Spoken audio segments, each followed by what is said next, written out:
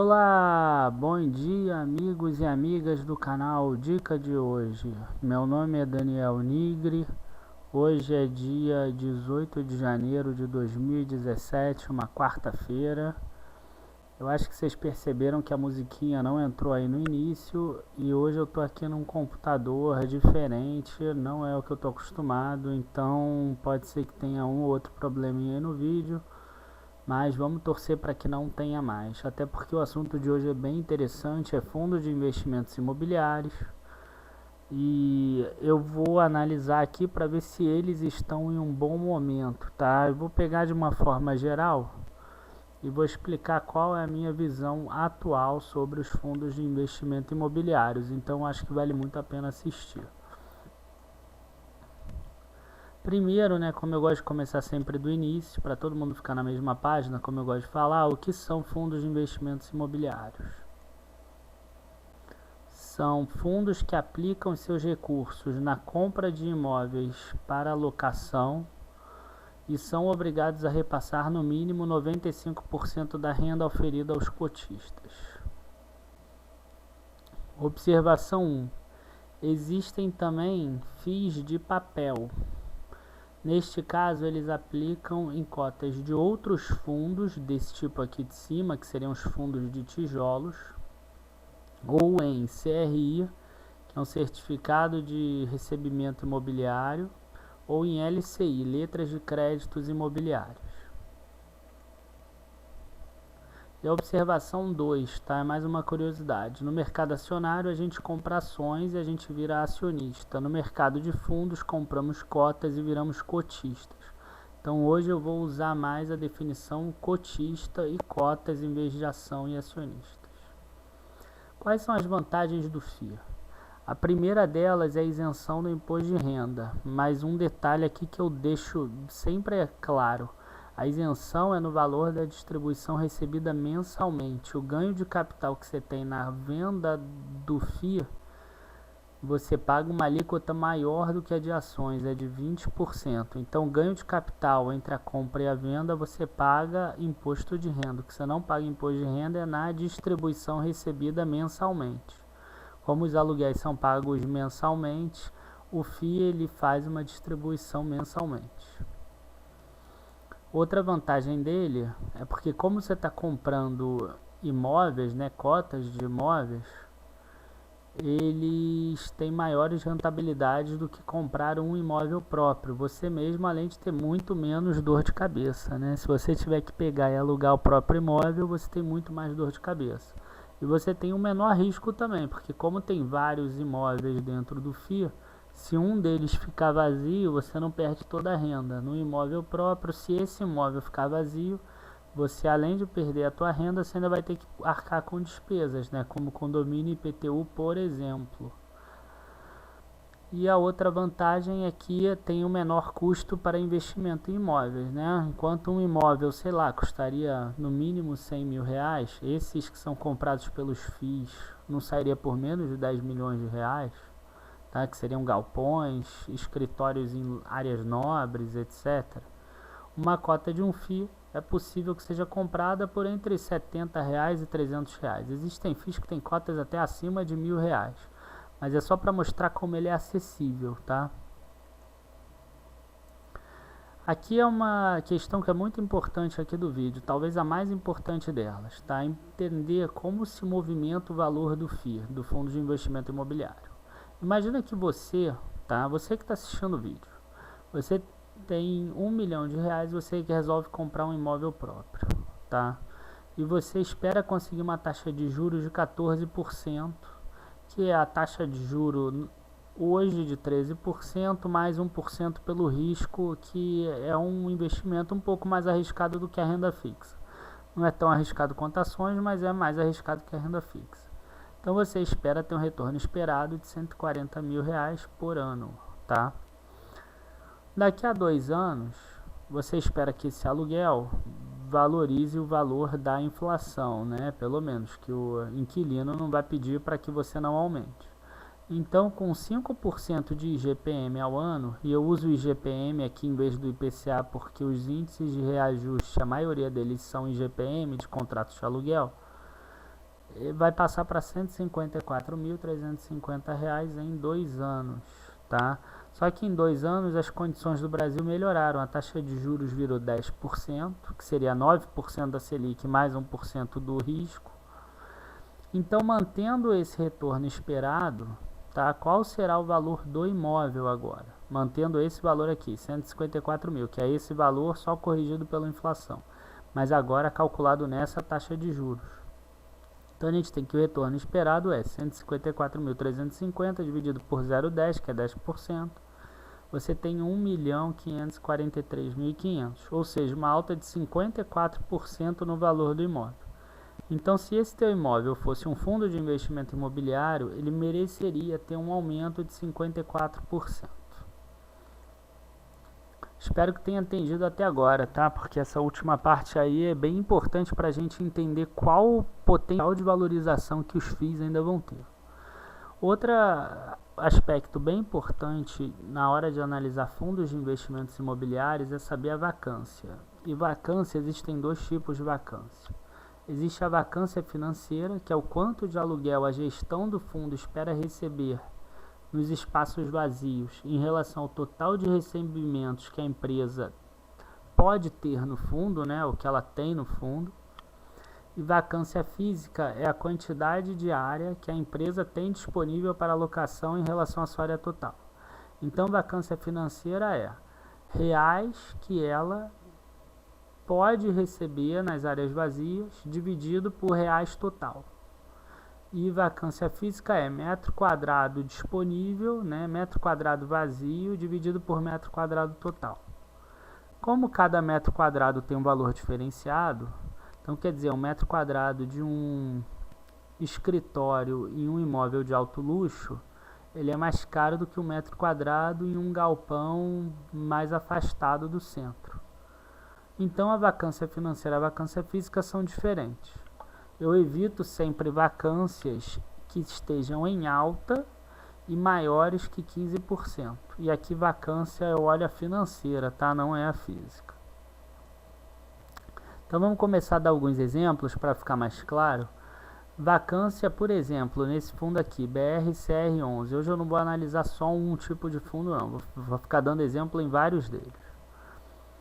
A vacância em dezembro de 2015 era 10,1%, logo ele gerava uma receita de 22 milhões de reais por mês, provavelmente por mês, normalmente eles calculam sempre por mês, tá? E aí essa vacância foi aumentando, ó, de 10,1 até chegou em 16,3, e como era de se esperar, a receita diminuiu de 22 para 18. Se você tem mais imóveis vagos, você tem menos receita entrando no fundo. E aí essa vacância começou a cair aqui a partir de maio de 2016 e chegou agora a 14,3% com 19,3 milhões de reais de receita. Tá? Esse FFO e esse lucro a gente vai ver mais tarde no vídeo, tá? O que importa aqui é a gente ver a distribuição, a 0,85, 0,99, 0,80, 0,80, 0,78, 0,75. Quer dizer, a distribuição está acompanhando a queda aqui de receita que teve e depois deve começar a subir de novo. Agora vamos ver outro fundo aqui, KNRI11. Por que eu estou pegando esse fundo KNRI11? Eu achei bem interessante isso aqui, para mostrar como o metro quadrado é diferente de um e do outro. Ó, esse fundo, por exemplo, que é do Kinea, tá? Tem uma vacância física de 2,40% só, mas tem uma vacância financeira de 10,98%. Por quê? Eles têm 15% de área de escritório e 85% quase de área de praticamente galpão, né? Logística. Só que 50% da receita é gerada por esses 15%, 50% da receita é gerada por esses 85%. Logo, se a vacância física é de 2,40% e a vacância financeira é de 10,98%, a maior parte ou a totalidade provavelmente são escritórios. Tá?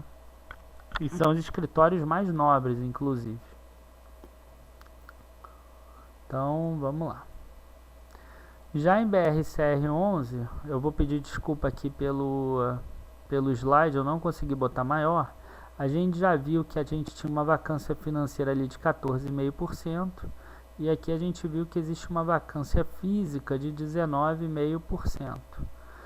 Só que aqui, tá, o que me chama atenção é esse imóvel aqui, Torre Almirante, que é classe AA, é aqui no centro do Rio. É um imóvel bem bonito, grande, não teria dificuldade de alugar de novo. Mas como é um edifício grande, né, até alugar todos os andares, demoraria um tempo, né, no curto prazo teria uma dificuldade. E por que eu estou falando isso? Porque ele está alugado todo ele para a Petrobras. E a Petrobras está indo num processo de desinvestimento, né? Ela está vendendo ativos não estratégicos e tudo. Então pode ser que ela reduzindo de tamanho, ela volte a ficar só no prédio dela original, que é ali bem perto da Torre Almirante, tá? É na Avenida Chile e a Petrobras, essa Torre Almirante é ali na Almirante Barroso, uma é continuação da outra. Menos de 500 metros de distância. Mas pode ser que ela volte toda. Então esse 17,6% é possível que vire vacância financeira também, elevando até 30%. Não é o provável, mas enfim, é possível, tá? Então isso me deixa um pouco pé atrás nesse fundo vendo essa forma. Ó, os outros imóveis que tem grande parte da receita, ó, esse que tem 26%, ó, é alugado para quatro empresas diferentes. Esse que é 15% é alugado para 3 empresas diferentes. Esse que é 21% é alugado para 4 empresas diferentes. Então eu tento fugir de imóveis que são alugados uma quantidade grande para uma empresa só. Outro aspecto importante, além da vacância e da distribuição dos imóveis, é você ver a revisional dos aluguéis. Tá? Tem gente que olha o vencimento dos contratos. Eu gosto de olhar mais a revisional dos aluguéis. Tá? O que significa isso? Normalmente um contrato de locação imobiliária, ele tem um prazo de 5 anos, às vezes de 10 anos, só que a partir de 3 anos você já pode entrar na justiça pedindo a revisão do aluguel. Quer dizer, tanto o fundo pode entrar quanto o inquilino pode entrar contra o fundo se ele achar que o aluguel está muito caro em relação ao preço de mercado. Então, a partir do momento que existe possibilidade da revisional, esse valor existente ele já pode ser modificado. De qualquer forma, aqui tem uma outra questão importante, que é o índice de reajuste. Ó, a gente vê que no BRCR11 praticamente tudo é do IGPM. E a gente vê aqui que o vencimento dos contratos está bem para frente, ó, 2020 e 2021. Então esse fundo aqui, pelo menos no que tange a contratos, ele não tem muito ainda o que se preocupar não. Tem que se preocupar porque a Petrobras talvez possa entregar antes, eu não sei como é o contrato, teria que ver o contrato. E já aqui o Kinea, tá? A gente tem aqui vencimento dos contratos, tá? Aí já 2017 é um ano um pouco chave, né? Porque 18% dos contratos vencem aqui. Tem 18% de chance de revisional aqui, 10% em 2018 e 22% aqui. Então quer dizer, esses contratos aqui, eles vencem e eles vão ser revistos. Se a economia já estiver melhor, eles podem ser aumentados o valor do aluguel. Se a economia estiver pior, pode ser que eles fiquem no mesmo valor ou até diminuam. Então é importante, sempre que tem muito vencimento de contrato, que a economia esteja boa, mas é impossível o gestor do fundo saber quando a economia vai estar boa ou não. Então é um pouco de sorte isso também. E eu não sei se é o melhor ano. Se fosse 2018 aqui eu estaria mais tranquilo. Então esse 2017 aqui gera um pouco de conflito aí se o Kinea vai conseguir renovar de forma adequada. E quanto à distribuição dos indicadores que corrigem, a gente vê que é 60% IGPM e 40% IPCA, que nesse caso aí do reajuste é um pouco pior do que o outro que a gente viu. Algumas outras considerações que nós devemos ter, tá?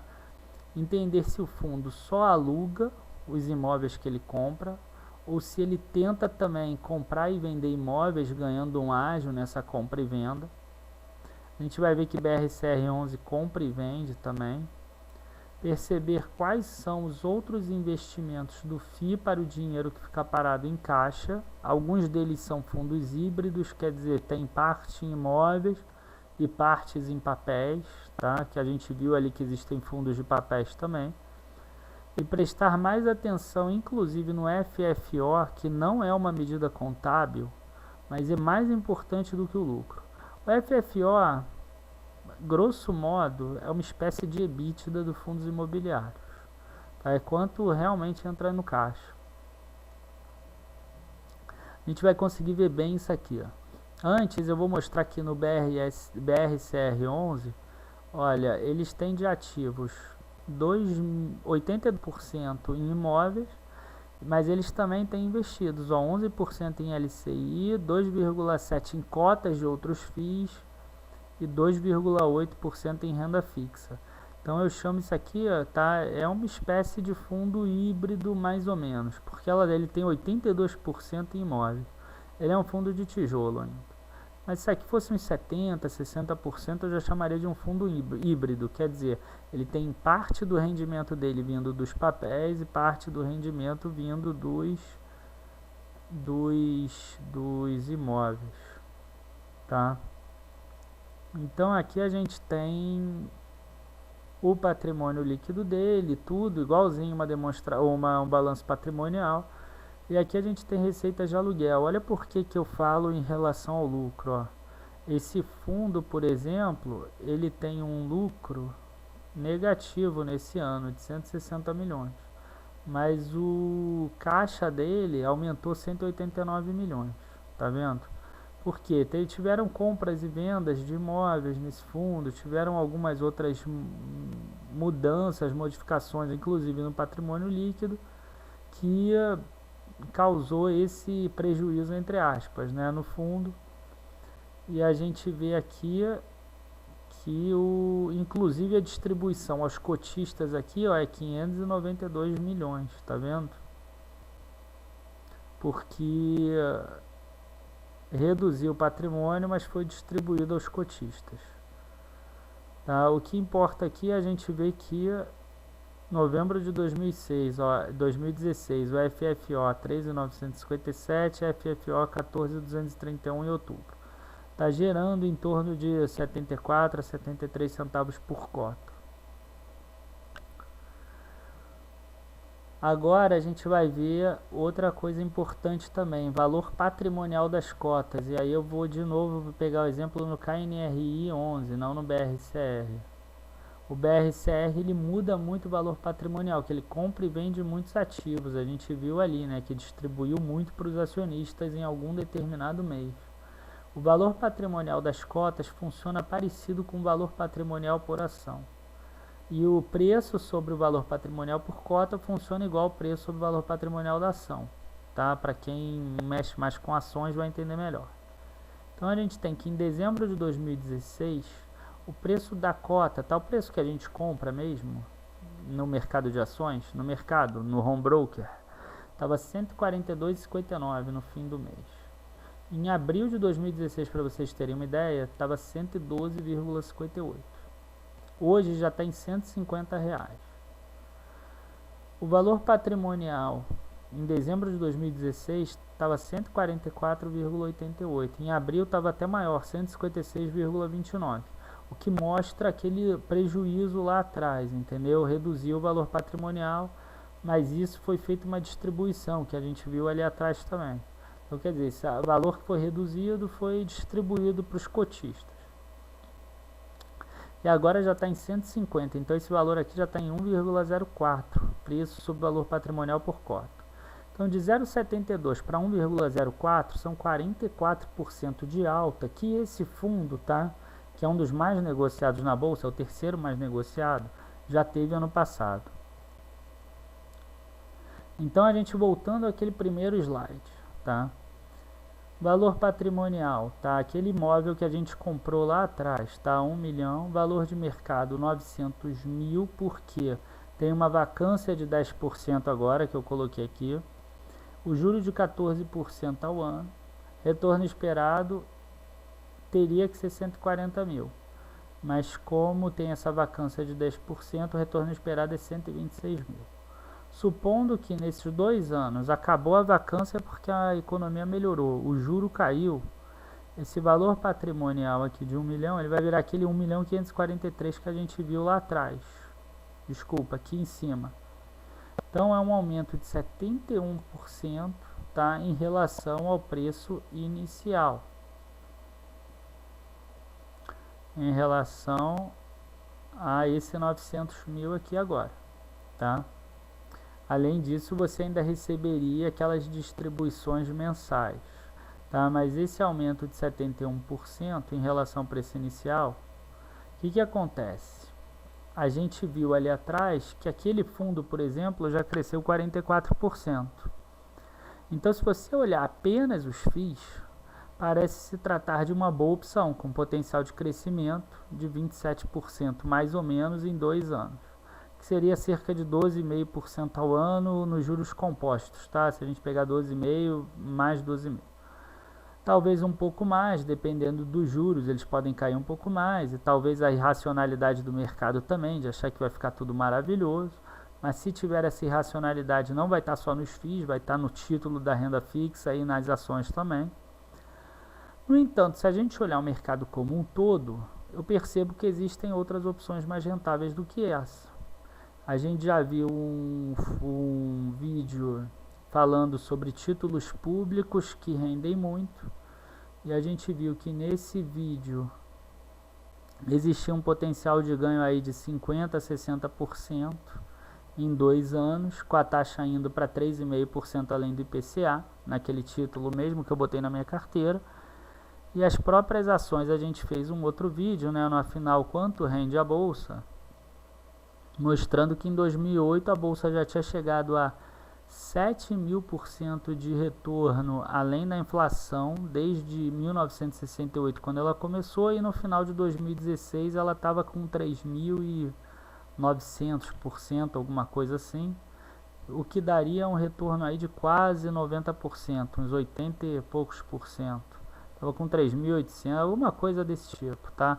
E ele iria chegar em 7.200% se voltasse aos níveis de 2008.